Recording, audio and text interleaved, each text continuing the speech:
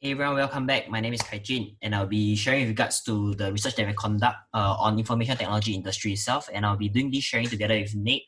I've actually decided to split this sharing into three portions so as to keep things precise and concise at the very same time to hopefully provide a very informative content for you guys as well. So a little introduction for ourselves for those who are joining us for the first time. I'm in the final year. I'm pursuing econs and finance, but Nick is actually in his final year pursuing business management. So a little disclaimer about ourselves is we are not financial advisor. So if you like to kickstart your journey or start your own investment and stuff like that, do your own due diligence research or seek consultation from a respective financial advisor before you take any further actions lah. So without further ado, actually, we would like to we will dive right in with regards to information technology industry itself. So the content of what this whole sharing or this session will be covered is basically a simple introduction. With regards to the part one itself, a simple overview and an introduction of this particular industry itself. The second part we will cover in depth on the industry, such as like the micro overview as well as the market players itself. The last portion, we will touch a little bit more on the report that we have actually conducted, the research that we actually conducted itself. So without further ado, let's start. So understanding the industry itself, we had to ask ourselves why information technology industry, and very similar to what I had shared last week itself is mainly because what's the difference between a sunrise and a sunset industry itself is that sunrise industries such as information technology, they have the potential to grow and at an exponential amount, whereas for sunset industry that have actually gone past their booming period in a sense that they are on a decline in terms of growth and stuff like that. I'm not saying that they are not doing well, but in the sense that we wouldn't be expecting exponential growth, whereby potential, for us to invest into a very, I would say, revolutionary company such as like Tesla, which I'm going to cover slightly later. So a very good example within the same industry, such as like within energy industry itself, like oil and gas, they're actually the sun, I would say the sunset, whereas for like hydrogen energy and stuff like that, they're actually on the sunrise spectrum itself. So the other reason why we actually decided to cover on information technology industry is because I'm just going to call it IT industry from now. So like the reason why we decided to cover on IT industry is because of the adoption rate comparatively within 21st century, as well as the with O2 back then when there was a dot-com bust lah. So one of very, I would say, the key difference is the readiness and the technology that is in 21st century, which actually enable everyone to incorporate the technology that is not at that point of time in 2002. So we are going to have an overview with regards to how many segments are there. Of course, there's many different segments, or you can call them sectors within this particular industry itself. Many of you might have actually come across all these, such as like AI, machine learning, robotics, 3D printing.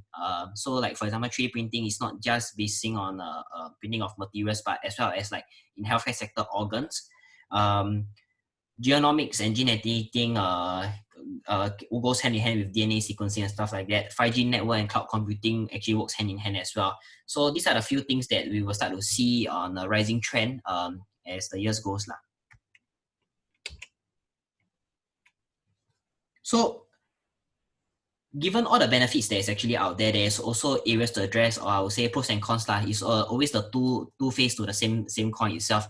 So given the benefits that they're actually enhancing our life on a day-to-day basis, not only just our personal but as well as within the business corporate world itself, there are also many flaws to I would say to work on in a sense. So in this case, like for example, artificial intelligence and like DNA sequencing, there's a lot of ethical issues ongoing, debates on what's right, what's wrong kind of thing. What are the boundaries to cross and not to cross, what are the gray area, black and white, stuff like that. For personal data and and data and kind of given cloud computing, 5G that is like on the rise, what do people mean or like what are people looking for in terms of transparency and privacy at the very same time? So these are also some things that I would say service provider have to take into account as well in the near future if let's say they will want to do well in a particular sector. The last thing would be policy and regulation. Given that a lot of things are decentralized, there isn't actually a concrete, I would say, or a pillar to follow suit in the sense. regulation. There's no form of standardization at this very point in time, and that is also one of the reasons why whoever in the near future that is able to standardize certain things, for example like cloud computing, whereby there is a policy and guideline to follow to protect not only individual data and stuff like that, but to also protect countries, I would say intelligence data as well. So I have a quote before to end things off with regards to a simple introduction on the IT industry itself, is that change is the new constant. And why I say that is because for the entire industry, innovation is key. And to really excel within this particular industry is that change is required. Not only that, we also have to see that what kind of change is able to affect people day-to-day life, and whoever is able to do that will excel within this particular industry itself. So it's something to keep an eye on and something to take note of as well. So this actually also affects individual in and out of the industry, as tech devices like Internet of Things and stuff like that can also be viewed as an add-on, I would say add-on tools to your day-to-day operations, not only just within work, but as well as in your personal life, such as like your health like your Fitbit and stuff like that, to keep yourself fit or to monitor your health status one way or another.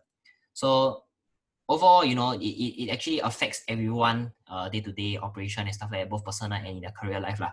So without further ado, actually would like to pass this time on to Nick to share on an insight with regards to the macro outlook, micro outlook, the various market players that's out there, as well as overview of SWOT analysis on this particular industry itself.